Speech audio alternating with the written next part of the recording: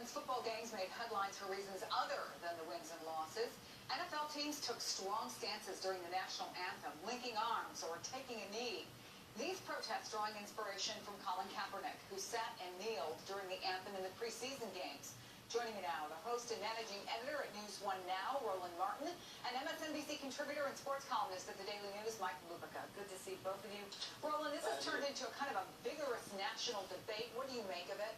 Well, first and foremost, Colin Kaepernick has kept the focus on the issue of police brutality. That's why he is doing this. I think the problem is too many people want to focus on the actual protest. Why is he kneeling or standing, as opposed to the why? That's what's most important here, because I think too many Americans don't want to have that level of debate and conversation about the issue of police brutality in America. Well, I mean, there is an aspect of this when you look at it, and this is not the first time, Mike, that a sporting event has been used for protest, but you know, an NFL game, Sunday, getaway, you get into your mindset, whether it's your team, whether, is this the right place? Oh, sure. We don't get to pick where people express their beliefs in this country. And I agree with Roland. I think Colin Kaepernick has made a principled stand, even though he's not standing, okay?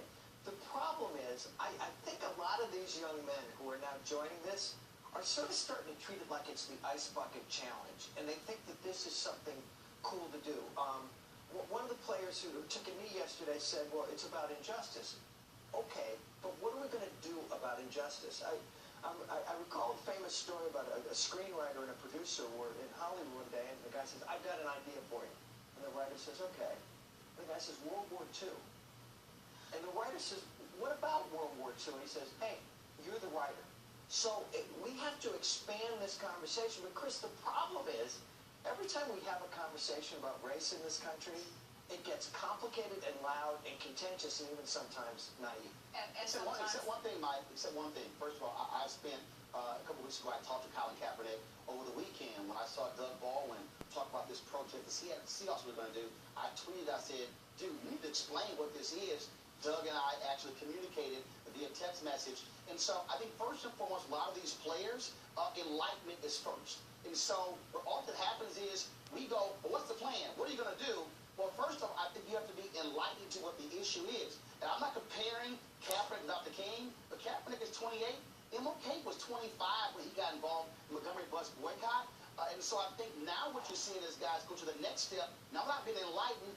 Now we begin to hear, what are you going to do? What more are you going to do? Well, the NFL seems confused a little bit about this. At least Roger Goodell, who has sort of changed his tune on Wednesday in an email to the AP, he said he doesn't necessarily agree with what Kaepernick is doing, but then here's what he said to Matt Lauer.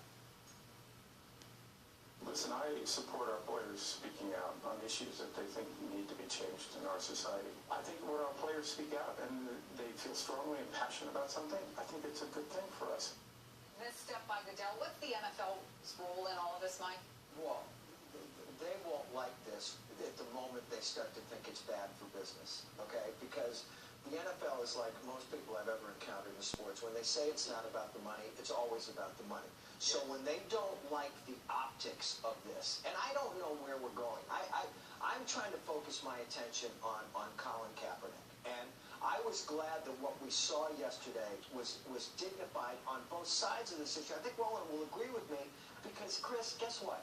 September 11th was not a day for anybody to screw around in this country. And I don't think anybody treated this frivolously, whether they were locking arms as a show of unity or whether they were taking a knee. But guess what, Mike? But guess what? Yesterday, the President of the United States did a video that was played in all NFL stadiums.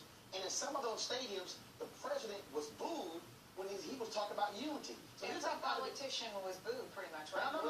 Giuliani was booed. No, I understand that, but follow me here. Okay. Follow me here. It's interesting that people will say, wait a minute, 9/11 is a day of unity, a day of patriotism. They've almost been together. And so if we accept that you have the right to boo the president who's speaking of unity, then a player has a right to also protest. But Roland, has anybody really disputed that, even when the president said that players have a constitutional right to do this, has any reasonable person disputed that they have a right to do this? Oh, yes.